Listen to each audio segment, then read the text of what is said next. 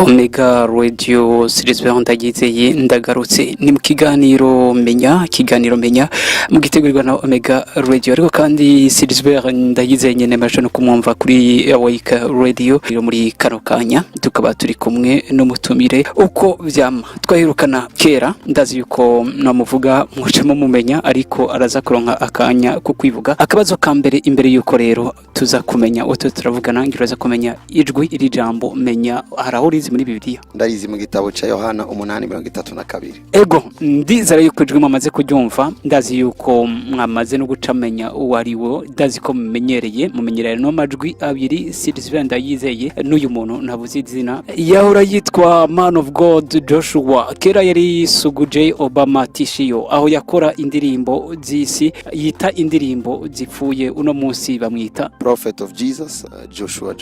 Ego bivuga umuvugishwa wa Yesu bisigura ngo nabindi tuvugira tuvuga ivyiwe bisigura ngo umusazo oceceka tuzoceceka ariko ko atiteze guceceka na cyane ko imvugo y'Igorogota agomba ko tuguma tuyivuga tuvuga ivyiwe. Mu kiganiro menya twamaze kubabwira yuko ari Silver ndayizeye muteramanye turi kuri Omega Radio kino kiganiro nyene mashaka kucumviriza kuri Awake Radio. Reka rero uno munsi mbega wipfuza kumenya iki muraze yuko kino kiganiro menya turazi yuko ngo muzomenya ukuri kubahe ukwidegemvya nanje ndimwo tuzomenya ukuri kuduhe ukwidegemvya ni ibintu byinshi ukunda kwibaza ariko no munsi hari ikintu dushaka kubamenyesha hari ikintu tugomba kumenya Maria. Turazi yuko iri zina twararyumvise keshe mu bigano tuzobashikiriza mbere benshi muratwandikira ati mwabaye ababeshi nibiko mudatubwira bya bintu byerekanye yuko muri benshi mwifuza kumenya ukuri gutandukanye kuri ibintu bijanye na Maria. Maria ari ninde Man of God? Imana ishime cyane ukivuga Maria ninde uza gusanga undi mu Maria ari Gitega acavuga ngo bagomba kumvuga ko cyangwa undi mu Maria ari Bujumbura na cyane ko amazina Maria mu gihugu cy'u Burundi ari menshi uza kumva n'abarinje ari Maria Rosa bisigura ngo Maria Answa ni izina. Yes. Ego rero muruba yuko tureko n'umuntu atoroshe Maria w'Igitega ntugira ubwoba Maria mu Kirundo ntugira ubwoba cyangwa mu Cankuzo si wowe tugiye kuvuga ariko rero reka twinjire iri zina Maria harano ba urizi muri Bibiliya uribona gute muri Bibiliya? Maria rero muri Bibiliya riravugwa cyane kandi Imana ishimwe ko nibaza yuko umuntu wese ariko arumva yumvise uvuze Maria gusa cyavuga ngo kubera ikibajije Igitega kandi azi Maria avugwa ni kubera ko ari izina ridomina rivugwa na benshi bamwe barivuga tariko abandi bagapinga barivuga abandi bakiyumvira ko ryari kuvugwa neza uku muri Bibiliya huzuye aba Maria Magdalena yari Maria ariko hano tuvuze Maria turiko turavuga Maria yagiriwe ubuntu agatwara inda mu buryo bw'igitanga oya aho nyene Maria nyina wa Yesu. Okay, uzi gituma nazunguruse ngavuga ngo yagiriwe ubuntu agatwara inda ni kubera ko mu kudatahura kw'insiguro yagutse ari umuntu aca yibaza ko Yesu yabayeho umunsi yavyawe na Maria. Aho tuvuze mu Kirundi Maria nyina wa Yesu mu Gifaransa Marie mère de Jésus umuntu aca yibaza ngo ko jewe nabayeho kubera ko mama yamvyaye yova bikwegerako agaca yibaza uko Yesu yabayeho kubera ko Maria yamuvyaye nico gituma mvise ko mvuze ngo uzunguruka kuko cyane nabwiye abana ndiko ndarera yuko batemerewe kwishura ibibazo byose na ego cange oya ibindi bibazo bisaba yuko batavyishura uko ahubwo bishura iciyumviro. Rero nagomba kuvuga iki Maria yagiriwe ubuntu atwarinda mu buryo bw'igitangaza ashobora kubyara umuhiri wa Yesu kwisi kuko le Jésus que nous parlons ici tuvuga nga yamye ariho kandi ari Imana kuva kera. Ego uno munsi harabamuhamagara Bikira Maria abandi Maria dutandukanize Maria na Bikira Maria. Nibaza yuko ari kwa kundi ko kuta aba mu ijambo no kuvuga partikana kayijambo kuko abamwita Bikira Maria bafserezo kuko bavuze yuko yari umubikira nkuko utamukobwa n'umwe avuka atari umubikira. Aho rero birumvikana directement yuko abavuze Maria nkuko Michael nkuko Gabriel yamuhamagaye muri Bible avuga ngo Bikira Maria donc Bikira Maria il avait une femme vierge une fille vierge bien sûr bisigura ngo uwo muntu avuze gutyo ariko arabivuga muri kahise kugira ngo havugwe les qualités z'ubwitonzi no kwicunga bwagaragaye muri iyo nkumi yabayeho iri speciale mu gihe cayo bisigura ngo muri uwo mwanya ugomba kugaragaza yuko yari na vierge atigeze agendana n'abahungu benshi atigeze aja mu buguruguru bisigura ngo Imana yatoranije yuko umwana wayo avukira ku mukobwa atabuguruguru afise nk'uko Yesu akenesha ngo ari vierge.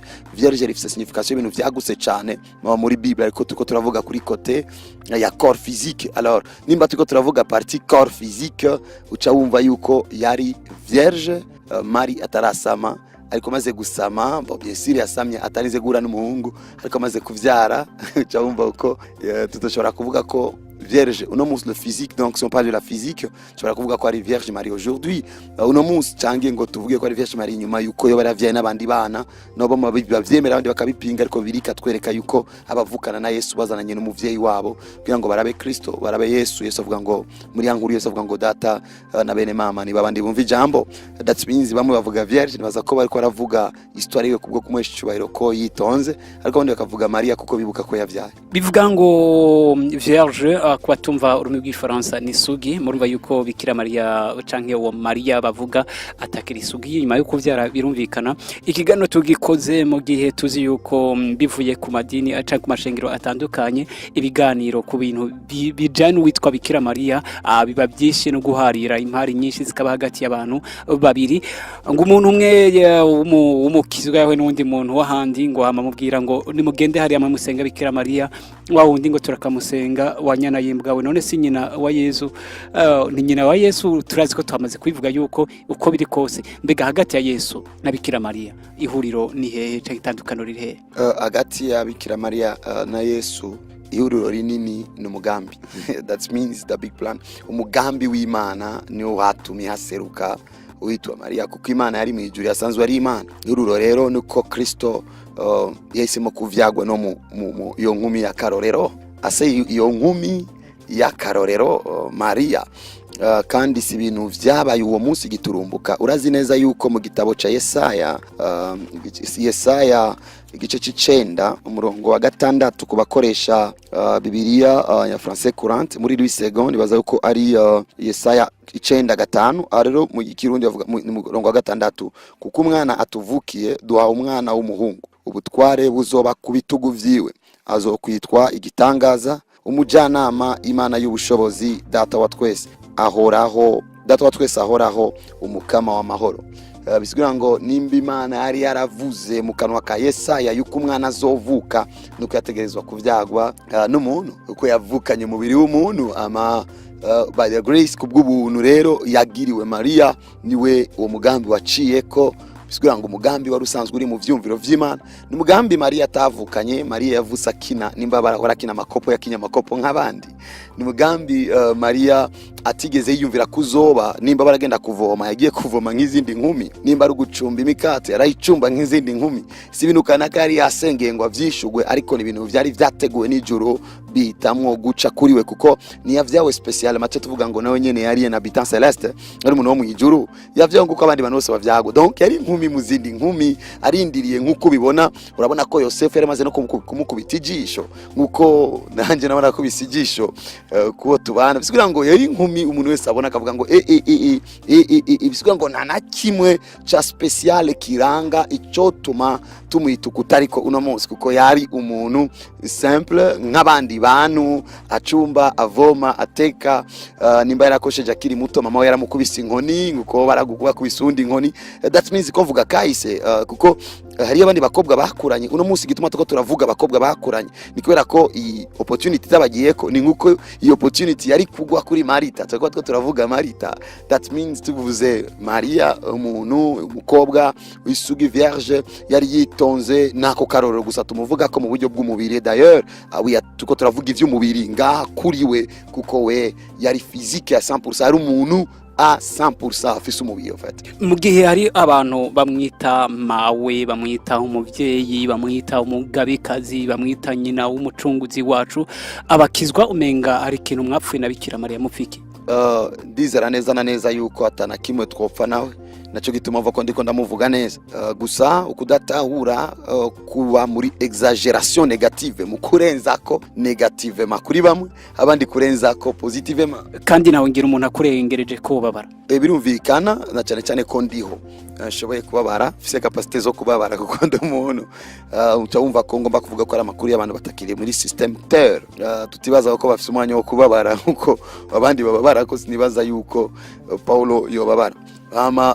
Bisigura ngo kuvuga ko bamwanga cyangwa bamukunda, nibaza yuko ari ukudatahura ijambo. Naco gituma mu byo tuza gukora cyangwa ibyo tuvuga tugerageza gukoresha ijambo kugira ngo umuntu wese agarure equilibre, nava senga bitari byo, nava senga kutariko, nava tuka bitari byo, nava tuku kutariko, kuko en realite nibaza ko atamukizwa numwe yogira problem na Maria, na cyane cyane ko haraho tuvuga ngo Yesu tuvuga ni Yesu wa wundi yavyawe na Maria. Uvuze ngo rero bamwe baramwita mawe, ni nguko mama yorengana ngaho kavuga mama sava, yashobora gukoreka. Gusa navuze ngo problème yo bakuri exaggeration y'umuntu amwise par exemple mawe, yibaza yuko adashoboye kuvugana n'Imana, mama we adaserutse. En fait ni ibintu by'ukwizera, ku bintu by'ukwizera bisaba yuko umuntu wigisha bikagira fondement, kuko kugira ngo umuntu yizere afise ico yabwiwe na cyane. Ariko arabashinga nawe bakabati twarigeze guhamagaza Maria aradufasha. Ibyo kuvuga ko bigeze guhamagara Maria akabafasha bisaba yuko nohura n'umwe mu we yafashije akambira ibintu byabaye, kuko je nk'umuntu nabaye mwisi nzi neza yuko hariyo nabahamagaye abafumu bakabafasha. Ngomba kumenya ni muri essence. Ica kabiri, je nk'umuntu usoma Bible ngaba nzi neza yuko shetani yigira umumarayika w'umuco, shoboye kumva ni spirit yashoboye guseruka, kuko Bibiliya nitwemerera ivyo byose. Nimba twizera yuko Kristo ari umwami, twinginga Yesu, dusenga mu izina rya Yesu, twishugwa mu izina rya Yesu, duhabwa byose na Yesu, twarababariwe mu izina rya Yesu. That means ikintu cyose kitari biblique ndemerewe kugishira ko amakenga, nk'uko umuntu wese ari ngakwisi. Ikintu cyose kitawanye n'ijambo aremerewe kugishiramo amakenga, sivuze kugipinga, kugishiramo amakenga, maze kugishiramo amakenga aremerewe kugira recherche. Ibyo nza kuganira ni recherche zanje kugira ngo ushobore gufasha. Igihe usanga uwo muntu yaramufashije ucumwizera Bikira Maria, uyo muntu yombwira ukuntu yamufashije, nshobora kumbwira ko yabonye Maria, nkamubwira ko atigeze namubona, kuko yoba yarabonye ikindi kitari Maria. Urumva ko uwo muntu bisaba ko ndamumviriza, kuko je ubwanje maze guhura n'abantu batandukanye. Nuraho yambwiye neza yuko yakora ubufumu, ariko agahamagara Maria kugira ngo amufashe. Umama arahari, bizete umunsi umwe tumuhamagara no nyagashinga intaye. Usigira ngo ibintu abantu bahura navyo ni byinshi, ariko abantu bategerezwa kuba maso cyane mu bintu by'imwemu. Bisaba yuko Kristo Yesu abari wavugwa cyane, kuko Yesu kugira ngo aboneke, kugira ngo abadayimoni bagende. Yesu ni izina tuvuga, abadayimoni bakagenda. Uzirera yuko mu izina rya Maria atadayimoni yogenda. Ushobora yo kwicara ngaho uriko uravugana Maria kuvugana n'ibindi, ariko ikiza kigira Yesu, ukavuga Yesu gusa ukava mu mutima, no yeba shetana cyayisanga kubisa gahanga n'agakomoko kuisima. Omega Radio kiganiro menya Silisbe ndayizeye ni je ndagigutegura nkigushikiriza, ariko turi kumwe na Man of God Joshua, ariko aratumenyesha byinshi kubaza ukunda kwibaza kubijanye n'umuntu witwa Bikira Maria, avugwa keshi mashengero atandukanye mu bantu batandukanye kandi ukutandukanye. Mbega Man of God Joshua canke Prophet of Jesus Joshua, Bikira Maria canke Maria yamaziki muri kahise? Maria yarafise akamaro ko sije natumbereje amaso kuriwe, n'Imana yatumbereje amaso kuriwe. Afise ico yamaze mu mwanya wiwe, koko yarumviye Imana. Ahantu kanaka Elizabeth aramubwira ngo urayiriwe kuko utigeze ufata minenengo ijambo Imana yakubwiye, donc ntwarihinduye ubusa. Maria ico yamaze cambere nuko yagiriye confiance, ijwi ry'umumarayika ryamubwiye bizoba, donc agaragazamwo ukwizera Imana ivuze. Nico yamaze mu gihe ciwe fait. Hama yashoboye kwemera kuvyara umubiri wa Kristo, kuko Kristo arasanzwe ari Imana, muravyumva. Yashoboye kuvyara Kristo. Ico ni ikintu kidasanzwe cyane cyakoretse ku mwanya wiwe, umuntu wese adashobora kwibagira yuko cyabaye, kandi ubuntu yagiriwe bwashoboye kutubera inyungu, nkuko ubuntu ndiko ndagirirwa buriko bera inyungu abongirira deliverance. Buri muntu wese afise ikiringo abaho nga kwisi bugaca agataha, ico bita gupfa. Bikira Maria yarapfuye, uno munsi yoza ko ari Imana ishimwe cyane. Umuntu wese afise ikiringo ciwe nga kwisi, nkuko ikigwa cyose gifise chapitre, ariko nibaza ko ikigwa giheze kenshi kiguma mu gitabo, canke chapitre iheze bashobora kwibika mu kabati bagasubira kwigisha mu nyuma.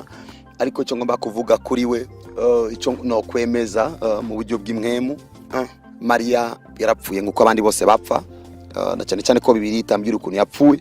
Bibiliya imbwira gusa yuko yajanye na Yohana, igihe Yesu yamubwiye ngo nguyu muvyeyi wawe, aca twemeza yuko shobora kuba yarajanye na Yohana, hama tukemeza ko yapfuye kuko nico tuzi, niyo makuru tumuzi ko yuko umuntu wese ategerezwa gupfa, na cyane cyane niba tuvuga Yesu ko yazutse twari twabimenye avant yuko avuka, byaravuzwe muri Ancien Testament.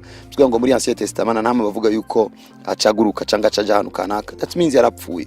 Wapfuye rero Imana ni ifise ubuzima bwiwe mu maboko yiwe. Ndemera kandi ndizera intaye ya Domitira ashoboye kugirirwa ubuntu, ajana mu yerekwa, n'iryo yerekwa abona ahantu kanaka ari umugore mwiza, arabaza ngo uyu ninde. Muri iryo yerekwa Yesu aramubwira ngo uyu niwe yitwa Maria wavyaye umubiri wa Yesu. Aramubaza ngo none ko abantu benshi bavuga ko bamusenga nivyo, iyo nza kuvyishura mu mwanya ukurikira, aho nca nemeza yuko yarasanzwe agiriye ubuntu kandi ab'Imana yagiriye ubuntu, yarabatwaye mu buruhukiro bwiza, ari mu buruhukiro bwiza.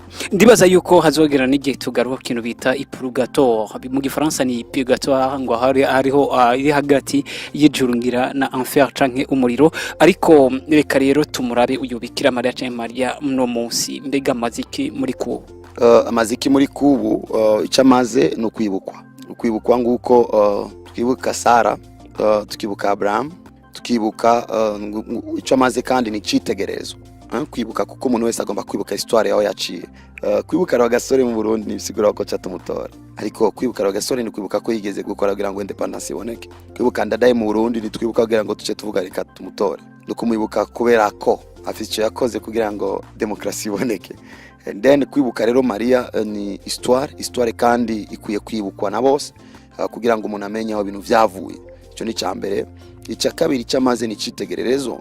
Umukobwa ashobora kwiga inyifato nkiziwe kugira ngo agire ubuntu bwo kwemegwa, kuko bavuga yuko yari sugi, yari afite ingeso nziza. Bisigura ngo Imana yemera abanyengeso nziza, bisigura ngo Imana iryohererwa abantu bafite ingeso nziza, nimba iri ko iradutabara iduha agakiza, ikeneye ko tugira ingeso nziza. Bisigura ngo ni citegererezo umuntu yo kwigirako. Numva yuko ari ivyo vyonyene. Ubu rero tugiye mu bice bibiri. Igice ca mbere hariho abantu amashengero canke abantu uyu muntu bamwita umukandizi, bamwita umuvyeyi, bagafata umwanya ukumwinginga cyo kubasaba ngo abingingire, abasengere, ababariho. Ariko kandi turane kugira kabiri ni ikintu kijanye no kubonekera. Biravuga yuko Bikira Maria abonekera abantu. Rero igice ca mbere niki, mbega kubijanye no kwinginga, aho bamubona nk'uwo basenga, aho bambaza canke ubingingira, ikintu kivuga kwiki. Chambere ni bukije abantu yuko umuntu wese afise liberté de confession. Umuntu wese aremerewe kwizera uko ashaka kwizera. Sigura ngo uko umuntu yizeye ni droit yiwe. Hama umuntu wese afise droit yo kwigisha ukuri ko murimwo, atabangamiye uwundi, adahoteye uwundi, atariko aracinyiza uwundi. Muri umwanya uca wumva yuko ico ngomba kuvuga, singomba kuvuga ujya mu nasenga, oya ugera agasenga kuko niko kwizera kwiwe. Kugeza umunsi azotahura ibindi yizera neza abisenge. Ariko no yoguma senga biriya, na cyane cyane wibuke ko atari genzo tanga ijuru, je ndumenyesha makuru y'ivyijuru, mvuga ivyo Kristo yiyumvira. Ico ni kimwe. Cya kabiri ngomba kumenyesha yuko iyo abantu bavuze Maria kenshi abantu bibaza ko bavuzwe Catholique. No.